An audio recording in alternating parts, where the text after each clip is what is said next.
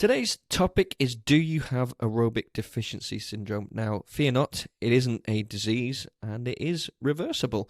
James, what is aerobic deficiency syndrome? Can you define it for us, please? Crikey, in a nutshell, it is basically somebody who has a lack of aerobic base and low aerobic fitness, essentially. It's the very bare bone description of what it is. It is someone who is either sedentary, who isn't very fit, but it also can mean somebody who is an athlete, who concentrates a lot of the time on high intensity, strong, hit type workouts all the time, but doesn't think about the longevity, and they can't recover fast enough. So in terms of thinking about your aerobic system, you have the aerobic threshold and you have the anaerobic threshold. There's kind of three zones you have between them. So you have the base one below the aerobic threshold. That's the aerobic subaerobic threshold. That's where you should be living most of the time. It's where we are right now, hopefully, as we talk on this podcast, and if you're sitting listening to this podcast too.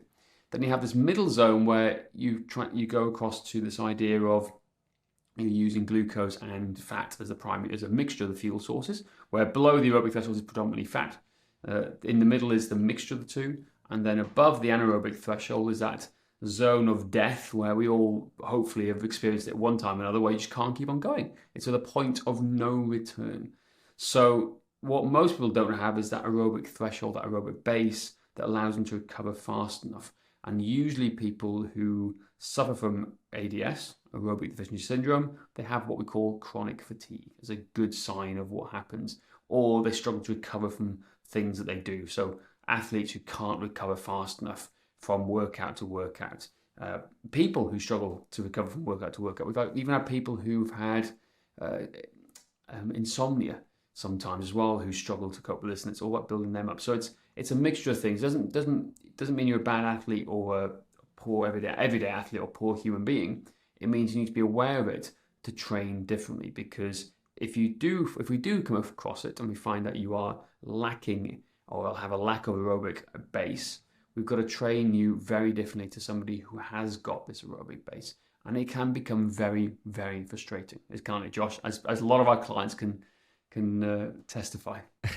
Yeah, absolutely. I was going to say, you can be or think that you are pretty fit and healthy. As you say, you can be used to exercising at high intensities and everything, but that doesn't mean that you don't have aerobic deficiency syndrome. That doesn't mean you have a great base just because you do HIIT workouts all the time. And in actual fact, you probably don't have a great aerobic base if you are training like that all the time. And as you say, it is something we come across quite often, and there really is only one way to train out of it, and it is something that can get a little bit frustrating for people, but in the long run, we promise it does pay dividends.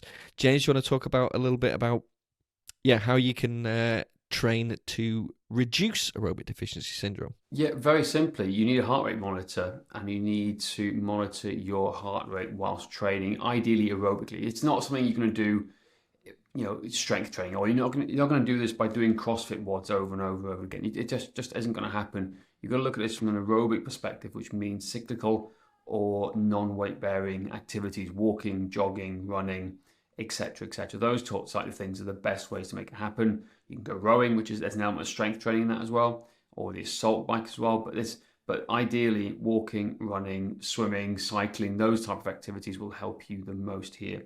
So very simply, you calculate your heart rate using the Maffetone method, because it was Phil Maffetone in the 80s that came across and started talking about this for the very first time, and trained some of the best Ironmen of that generation, world champions. I think it was Mark Allen, he was doing at the time. So you start using the MAF method, which is 180 minus your age. So if you're 40 years old, it's 180 minus 40. If you have been ill or detrained, you take another 5 off, so it becomes 135. Or if you're highly trained, which means you've been doing this for a long time, you can maybe add +5. But on a very simple way, just go 180 minus your age and keep it about there, unless you want to go really into the nitty-gritty of how you do things. Is it perfect? No. Has it been shown time and time again to be good enough? Yes, it is. So we don't want to go too crazy with all these zone 1, zone 2s, which is all the rage at the moment. we find this is a much more accurate way of doing it, and it's consistent. It's consistently more accurate because we're using the same methodology each time. So then you go for a walk, keep your heart rate below 140 if you're 40 years old. Go for a run, keep your heart rate below 140, ideally between 130 and 140. And if you go over, slow down, keep on going. Will it be frustrating? Absolutely. Right? How long will it take to get there? You're talking 3 to 6 months to start to see improvements, and it's going to be terrible, and you're not going to enjoy yourself for a while as you transition to this new sort of style of training. And you're going to message your trainer and say, do I have to do this anymore? All the time, right? We get it all the time. But we're thinking of your health and we're thinking of your performance. Because what we're doing is by improving that aerobic base, that aerobic threshold, getting away from having ADS essentially. That's not ADH, it's ADS, right? Into this world here now. It allows you to recover faster, which means we can push you harder in those higher intensity exercises, and you can recover faster and you can do more of them, basically. So that's really, really key. And again, and when we say this before, like a lot of people tend to have chronic fatigue who have this. We also see a lot of people who are fit, but they carry a high body fat percentage too, because we want to try and use fat as a primary fuel source on doing this. And if you're carrying a high fat, it means you're less efficient. That's the theory behind it. I know people can argue the case between this, but that's kind of the theory behind it, which we see a lot of, what's the word? I think we see a lot of people like this coming into our world. Anecdotal evidence? Anecdotal, I think, is a very good way to put it. So that's the way we see it. So that's the way you train it. Keep it nice and easy, and you're going for volume as opposed to intensity. That's the key. Yes, indeed. Volume, volume, volume. And I think that's where people sometimes do get a bit frustrated because they have to do this a lot of repetitions for a while, as you say. At least it varies person to person, but 3 to 6 months minimum, I would say. But the great thing is, and I think we've noticed this with clients, is I think at the point where it just starts getting frustrating, we see then a turning point, and they're like, "Oh, that felt easier. I could keep my heart rate lower that time. I can go a bit faster. I'm sleeping better. I can recover better." And there is that.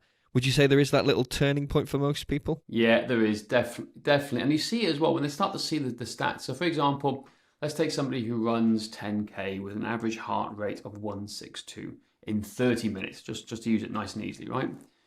When somebody runs that same 30-minute 5K with that average heart rate of 140, they're going to feel great at the end of it. And that's the whole point. You should be finishing your workouts like as if you could do it again, and like repeat it over and over and over again. So that's the most important thing. They tend to find they fall in love with cardiovascular exercise better because it becomes more sustainable and more manageable, and you don't feel like death at the end. Because again, most people, I'll pick on the runners, look at around the local parks and how they run. They're usually blowing out their asses, right? They're gasping for air. They're craving the gels. They're craving sugars, and they go and eat cake afterwards, right? That shouldn't be the case. They do. They go for a run. They literally, oh my God, I need sugars, like to replenish all the fuel. We're not saying there's anything wrong with cake, by the way. No, it's fun. Like definitely, I went for a massive trail and I had cake after my trail on the weekend. So it's, definitely, but you shouldn't be craving it, and it becomes a source of efficiency for fuel and movement. And we need to make in the endurance world, we need to make fat your primary source of fuel to allow you to go for longer, stronger, harder, and faster, and become more viable, what we call metabolically more flexible, I think. So you need to use both. You don't want to focus on the carb side of things, which is approximately 2,000 calories, I think it is what they say, before it depletes, whereas fat is an unlimited fuel storage. So that's what we're thinking of. So aerobic deficiency syndrome is your ability and your basically your aerobic base fitness, and most people don't have it, and they really struggle, and they can't hit those bigger numbers because they're always pushing and trying to go harder, faster for longer. There you go. Exactly. And we want you to train for health and longevity, and as you say, James, be metabolically flexible. I like that term, which is a nice way to wrap up. That is it for today. Please don't forget to rate, review and subscribe, and if you want to find out more about our system of training, go to strengthmatters.com/system and get our free ebook.